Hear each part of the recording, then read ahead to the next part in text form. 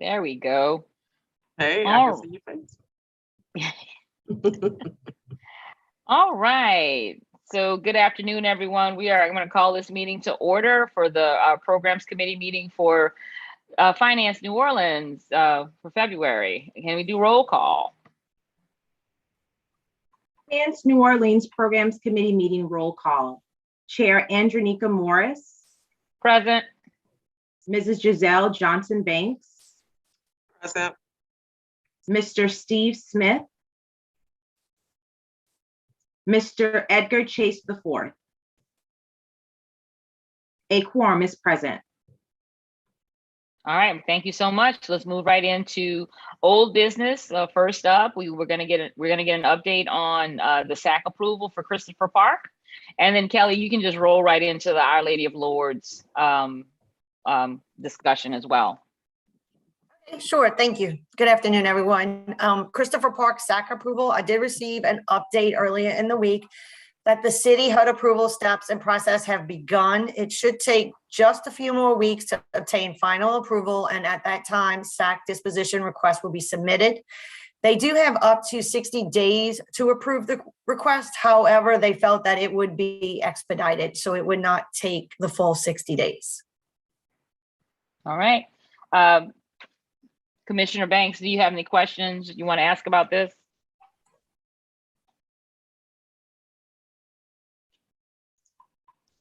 I don't. Nope. I read through, I remember the previous discussions from the Yep. December meeting. I read through the minutes already of the December and January meeting, so I'm good. No questions. All right. All right, thank you.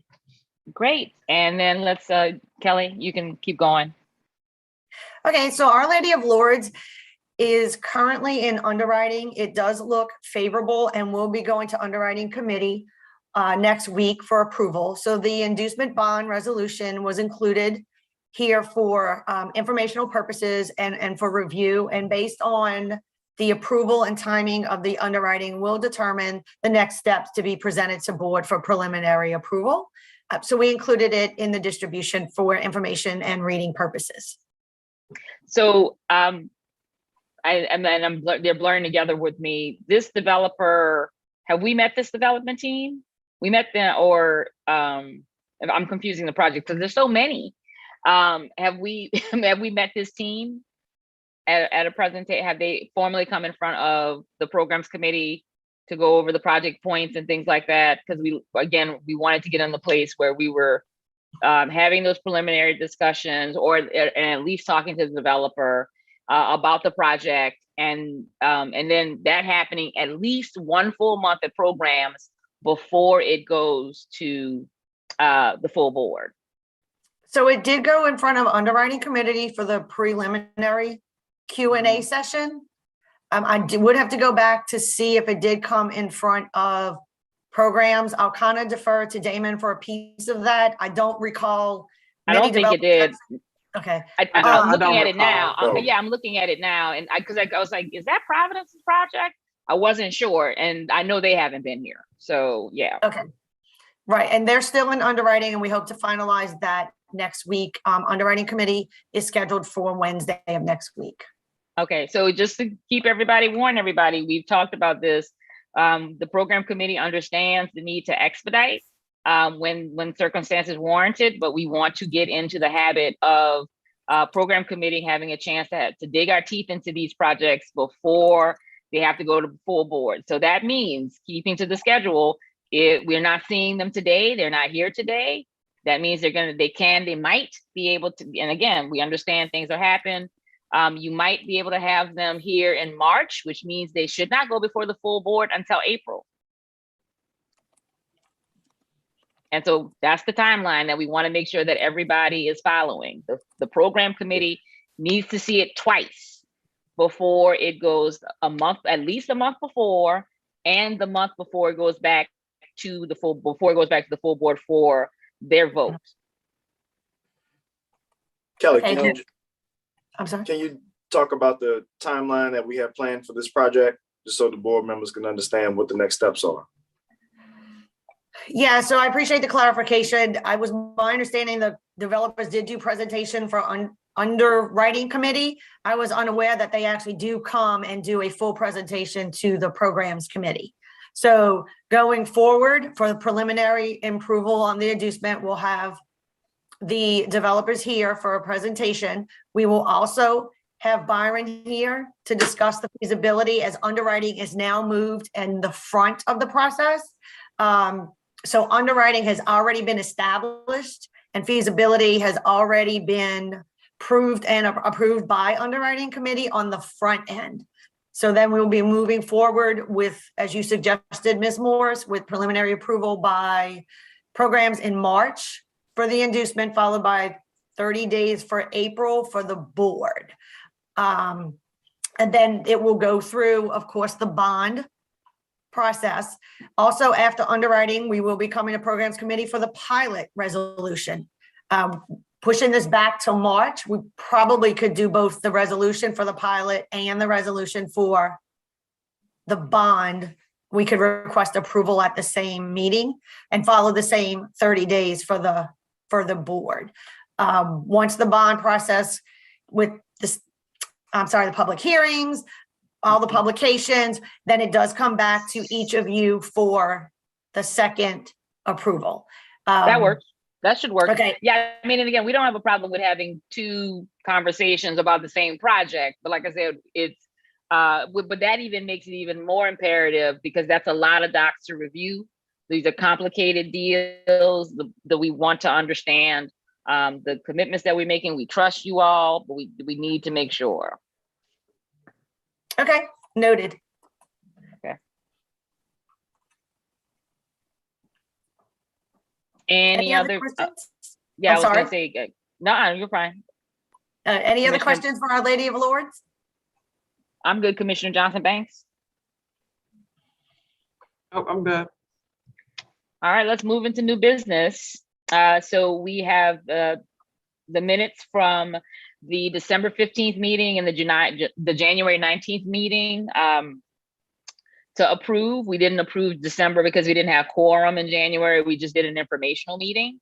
And so if I'll entertain a motion to accept the minutes, to approve the minutes from the December 15th, 2021 and January 19th, 2022 Programs Committee meeting. I move approval of the minutes from December and January. Thank you. Having, we have the motion has been moved. We'd like to vote on it. All those in favor? Aye. None, any opposed? None. Thank you very much. The minutes are approved. Kelly, you can take us through the programs dashboard and the pipeline for this month.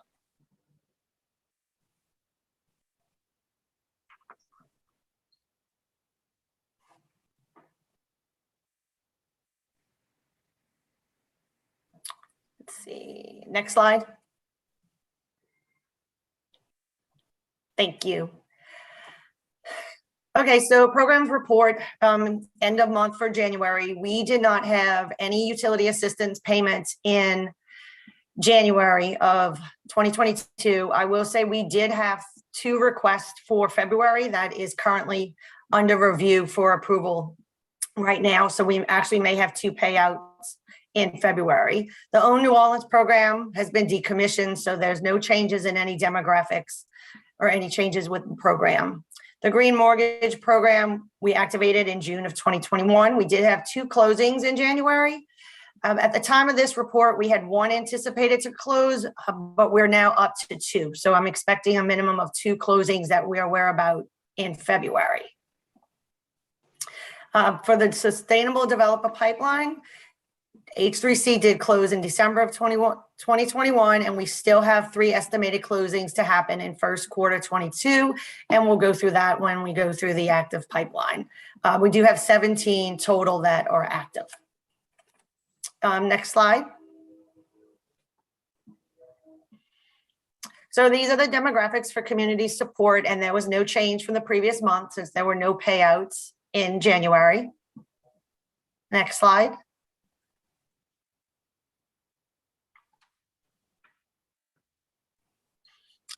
Same for Own New Orleans, no changes as that program has been decommissioned. Next slide. And the green mortgage simply reflects the closings that happened in January. Again, minimal change in numbers due to just small volume. Next. Again, sustainable developer. This is total pipeline. The total projects, we will be scrubbing this as we get our arms around a new and more efficient process. We have a plan in place to start reaching out to the developers that are on that total pipeline to see where we can help them, where they stand in their development, et cetera. So we'll be cleaning that up and coming back with new information over the next few months. Next slide. And our active has remained the same with only one recent closing. Those demographics have not changed. And the next slide should be the Excel of the active pipeline. There are links in there for if you'd like to read the summary intake form at your convenience, but current status of these 17, we currently have 4 accounts which have completed underwriting pre-screening and pre-applications have been forwarded to the developers. That is St. Andrews Townhomes, West Point Apartments, the Coliseum, and Alpha. And we do have 7 accounts where full applications have been sent to the developers. And on these, they did go to underwriting to where there was a vote to actually send them the full application. They have not gone through the underwriting processes. We're still waiting for information from them, but those will consist of St. Peter's Apartment, St. Claude Gardens, Lower Non-Rising, Jackson Landing, the Liberty at St. Bernard, Life Care Wounded, and Hanno Scatter Sites. These groups, 7, 8, 9, of 11 is what we will be following up with over the next several weeks. They were in midstream of a process to where there was some interest and a pre-application was sent. Or where the full application was sent to the developer and we just haven't received any information back from them as far as documents for us to go to the next phase, which would be presentations and underwriting. Our focus has been on these closings that are coming through and any new contacts that we have with new developments calling for information. This is the next group that we will be reaching out to. Whether it's directly from myself, my team, or our consultant, we will be calling them to see where they stand on these applications, how we can help them address any questions, and just kind of speed up that process for them to start sending us the documentation so we could start moving them along. We do have 3 accounts that are pending closing, so there's no further action for Fano, the Reveal, Christopher Park, and Grove Place. These 3 are scheduled, projected to close by the end of the first quarter. No action again required from us. They're all in communications with the closing team, legal counsel to ensure they meet the deadlines for closing. So far, there's been no communication to us of any issues. It's going through the process to get to the finish line. And lastly, we do have one that is underwriting, which is Our Lady of Lourdes. Tentative closing date is June for them. That would be actually relooked at as we go through the process of presentation and approvals and the bond process. That does look feasible. It's toward the end of underwriting, and we hope that that is completed, and it is scheduled to go to approval next Wednesday for the underwriting committee. So overall, for the 17, the ones that we're paying close attention to are the ones that are in process of closing, and of course, underwriting for Our Lady of the Lourdes to ensure we don't lose traction and that keeps moving. And the hopes, as we just previously stated, is that will come to programs committee in March. Right. Any questions?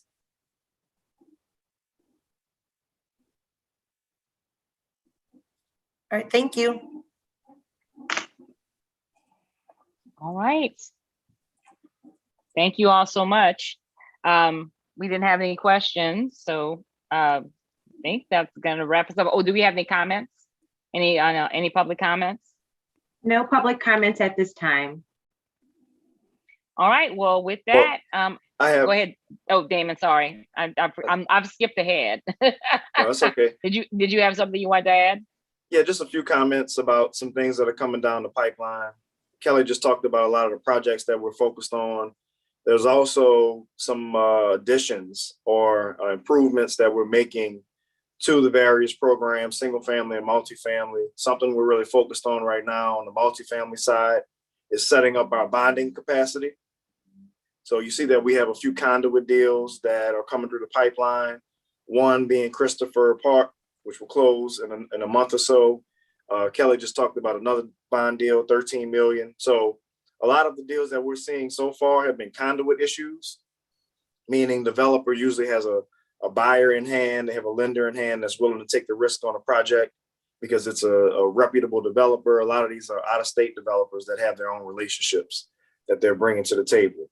However, there are a lot of local developers that have good projects, good ideas, good social, political, all the connections you need in order to bring one of these projects up, but they don't have the balance sheet capacity.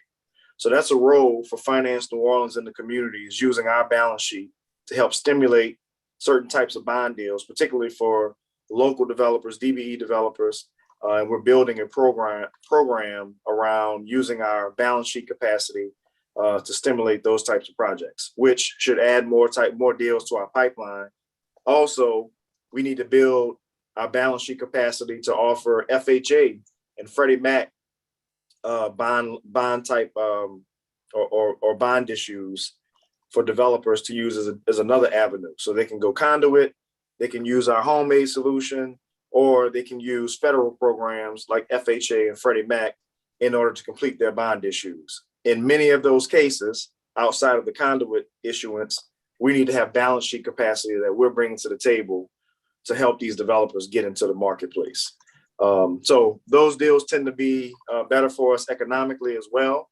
So it'll create more sustainability within the organization and just give us a chance to do more deals overall. So I'm throwing that out to you because that's something that we've been working on behind the scenes, talking to different partners, different financial institutions that can help us stand up such a program. So we're going to bring information to you next month about the specifics of the program, because there are a few deals we're working on that we're going to bring to you soon that want to take advantage of using our balance sheet. So we're going to start presenting to you what that looks like, how, what the economics are, and how it truly benefits the developers that we're trying to help get into the marketplace. That's great. Thank you, Damon. You're welcome. And Yeah, so that's awesome. we need to, and also I want to know where we are looking at, bringing additional financing opportunities to the market. And I know Build Back Better is effectively, well, that's not true. I was about to say it's dead effectively. It's not. The president mentioned it yesterday, if I'm not mistaken. And I know, but I do also know that the housing pieces are the ones that have continued to receive some level of interest, not just from the White House, but in other corridors as well. And also the climate change pieces where the Green Bank funding would live. And I'd love to get more information about the Green Bank process at the next program committee meeting, just to see to get an update on where you are with it, recognizing that is a long-term solution that Finance New Orleans is having to work on, but just doing a check-in and not just leaving it till there's something for us to discuss. Us understanding the challenges and the opportunities that y'all are exploring. I know a lot of those conversations don't come to anything, but I do think it's worth making sure that everybody understands that it is not something that y'all have forgotten about. I know that just because I know y'all, but I don't. I want to make sure that we're talking about it too. Sure. And now is a good time for us to bring Alex Craigie back to the table.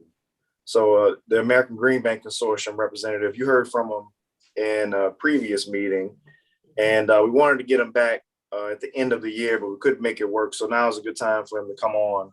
We actually had a call with them today and some of the other green banks around the country.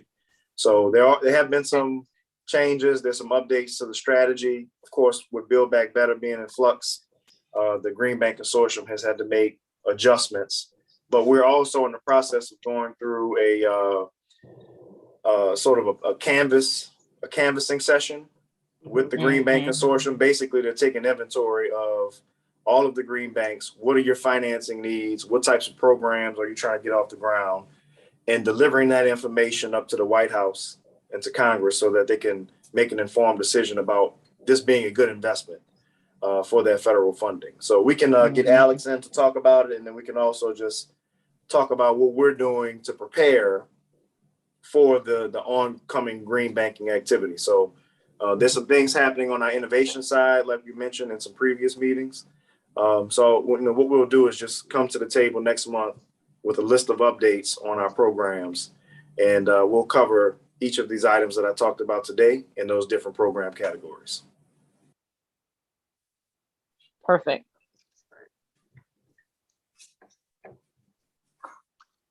All right. If there's any other comments, questions for Damon and the rest of the team?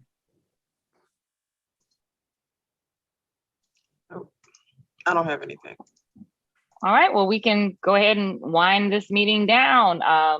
The meeting, we didn't have any public comments. Let's double check to make sure. I want to double check with Naj to make sure that no one's commented since we asked the last time.